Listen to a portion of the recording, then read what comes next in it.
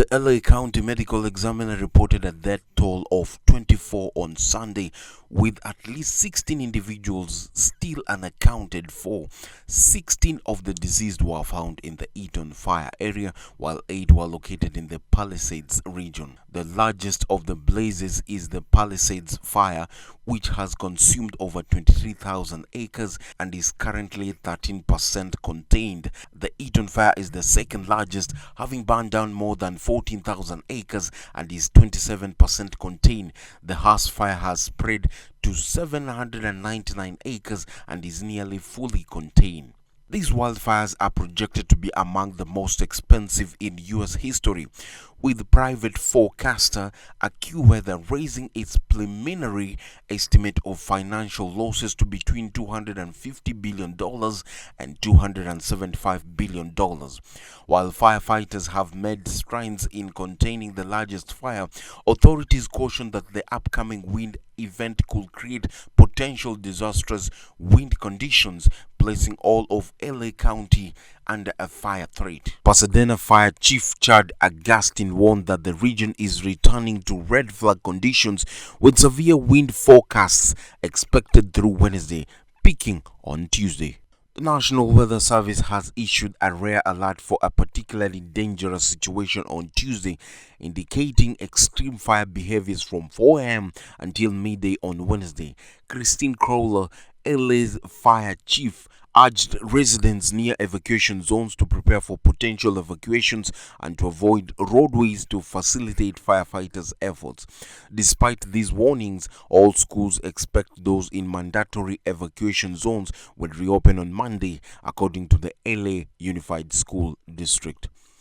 Alice Husum, a resident of Topanga Canyon, expressed concern about a new fire that ignited overnight but was quickly contained. She and her neighbors are anxious about Tuesday, when wind speeds are expected to peak.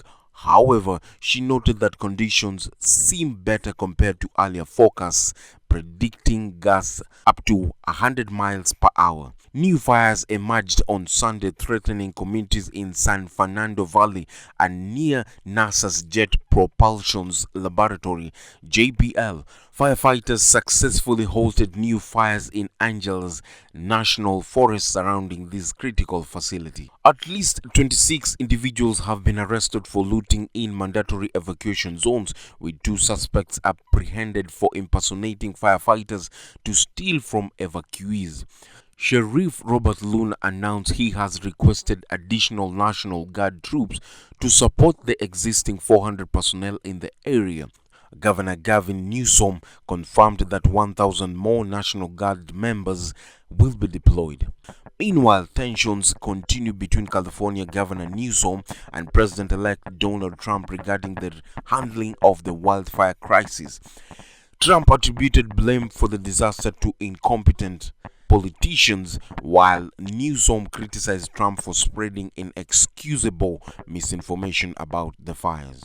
That he sort of manifested a falsehood, and he decided to bring it into this crisis in a profoundly demeaning and damaging way. I say demeaning to the facts, demeaning to the people that were suffering and struggling, to the kids literally who were watching their schools burn down. I was just talking to a staff member, good friend, whose house was burned down, and whose 4-year-old, as they're driving away, said, "Daddy, did you get my bunny?" And I got 4 kids. Yeah.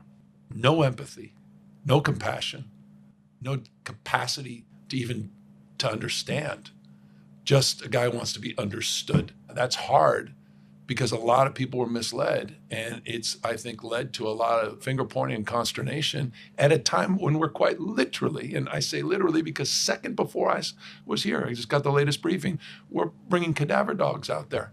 And in other news, US President Joe Biden has communicated with Israel Prime Minister Benjamin Netanyahu regarding the ongoing ceasefire negotiation in Gaza, emphasizing the urgent necessity for a truce and the return of Israel hostages held in the region. negotiation. This call on Sunday coincides with Biden's effort to secure an agreement to halt the conflict before President-elect Donald Trump assumes office on January 20th. The negotiations, which have been mediated by the US, Egypt, and Qatar over the past year, have frequently stalled despite moments of apparent progress. However, US officials have recently expressed optimism about finalizing a deal. Currently, discussions are taking place in Doha, where David Barnier, head of Israel's Mossad intelligence agency, and Brett McCurk, Biden's senior Middle East advisor, are both present. Barnier's involvement indicates that high-ranking Israeli officials necessary for approving any agreement are now engaged in talks. McGurk has been working on finalizing a proposal to be presented to both parties, though Biden's national security advisor Jake Sullivan noted he could not predict whether a resolution will be reached by January 20th. And I quote, "We are very, very close," Sullivan remarked, but added that being close still means they are not there until an agreement is finalized. The White House stated that the ongoing discussions in Doha focus on a phased ceasefire deal proposed by Biden in May of last year, which received unanimous support from the United Nations Security Council. Biden underscored the urgent need for a ceasefire and the return of hostages, along with increased humanitarian aid that will be facilitated by halting hostilities under the proposed agreement. Netanyahu expressed gratitude for Biden's long-standing support for Israel. However, he has indicated that he is primarily committed to the first phase of the ceasefire agreement, which entails releasing some hostages in exchange for a temporary halt in fighting. Conversely, Hamas has insisted on a complete withdrawal of Israeli troops from the heavily damaged territory, while Netanyahu aims to dismantle Hamas military capabilities in Gaza. Key issues under negotiation include which hostages will be released during the initial phase of the ceasefire, which Palestinian prisoners may be freed, and how much Israeli troop withdrawal will occur from populated areas in Gaza. As these negotiations continue, Israel has maintained its intense bombardment of Gaza, particularly in the northern region, which has been under siege for over 100 years. Medical sources indicate that around 5,000 people have been killed or reported missing due to ongoing attacks.